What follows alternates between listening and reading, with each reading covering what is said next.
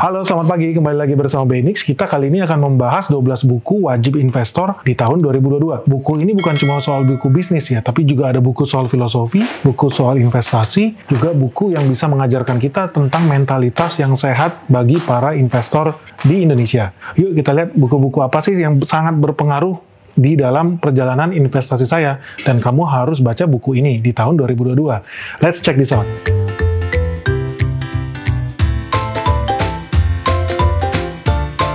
Oke, buku pertama itu terbitan BKPM. BKPM itu Badan Koordinasi Penanaman Modal Indonesia. Judulnya tentang peluang investasi di 19 provinsi.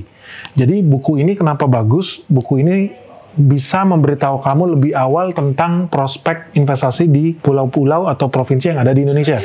Kita pegang random saja, informasinya sangat mahal sekali. Kita buka random ya. Di sini di halaman 52, saya langsung tahu di Provinsi Bengkulu, panjang jalannya 9.204 km. Oke, di situ ada pelabuhan, namanya pelabuhan di Pulau Bayi, Pelabuhan Bengkulu. Jaraknya 20 km dari kota Bengkulu. Nah, ini informasi yang sangat penting. Kenapa? Karena di sini juga kita bisa lihat provinsi ini punya prospek seperti apa di bidang investasinya. Contoh, di sini ditulis komoditas apa yang paling laku, yaitu kelapa sawit. Kenapa? Per tahun produksinya di atas 500.000 ton.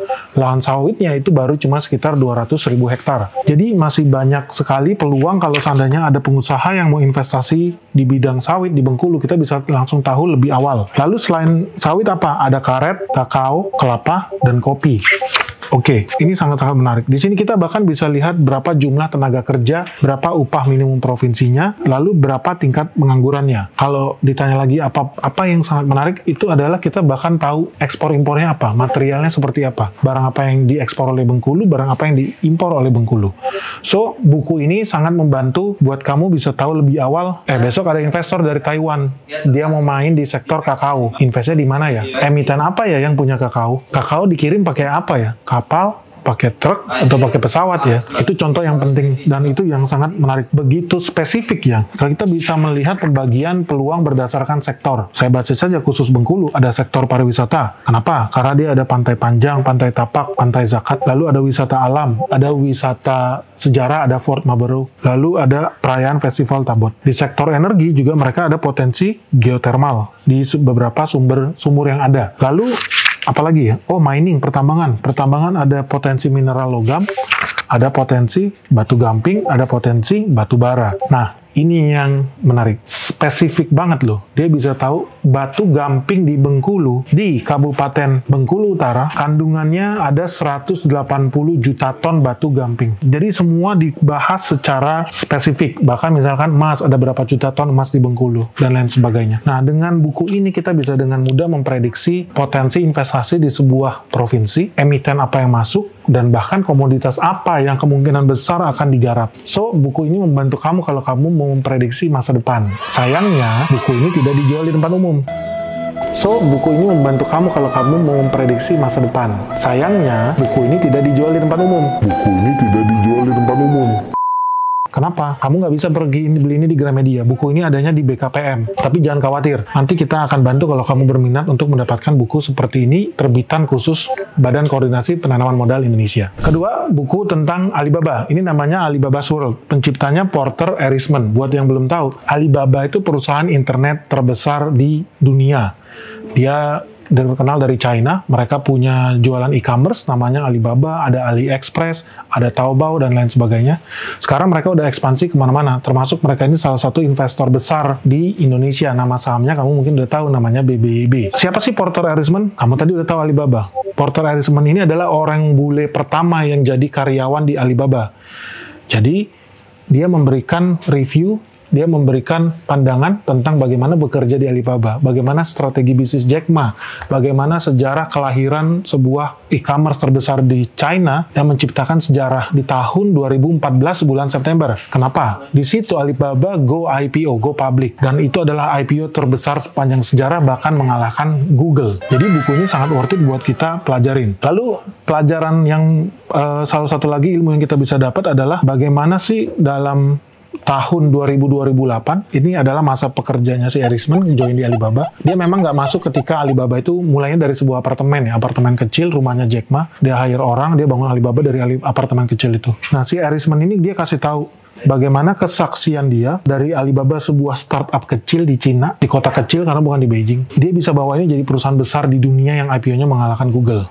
Bahkan di sini banyak momen-momen rahasia. Jack Ma meeting dengan pendirinya Google. Jack Ma pernah digertak sama pemimpinnya Google. Jack Ma juga pernah dihina-hina sama pemimpinnya Google. Tapi dia menghadapi meeting itu dengan bagus. Bahkan bisa dibilang kemudian hari Google merasa terganggu, terancam dengan kehadiran Jack Ma. Nah, kalau kamu baca buku ini, kamu nggak akan kaget kalau saya bisa cuan 600% di saham BBYB. Ada di sini jelaskan. Setelah BBYB apalagi? Oh, ternyata banyak sektor yang membuat Alibaba itu tertarik. Bagi teman-teman yang mau mulai investasi di sektor teknologi. Sektor teknologi itu banyak. Ada fintech, financial technology, atau health tech, atau edutech. Dan Alibaba sudah menjadi perusahaan .com paling sukses dari China. So, kita jadi kepikiran nih. Kan kemarin kita udah bilang kita mau bikin seminar ya.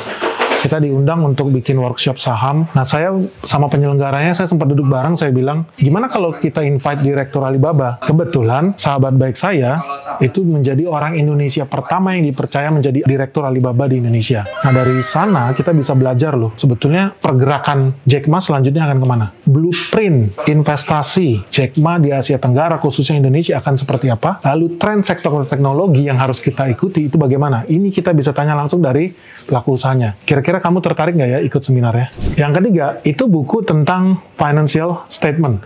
Jadi buku ini karangan Benjamin Graham. Buat yang belum tahu, Benjamin Graham adalah gurunya Warren Buffett. Jadi Warren Buffett itu bisa dibilang salah satu investor saham paling sukses di dunia saat ini. Kenapa buku ini perlu kita pelajari?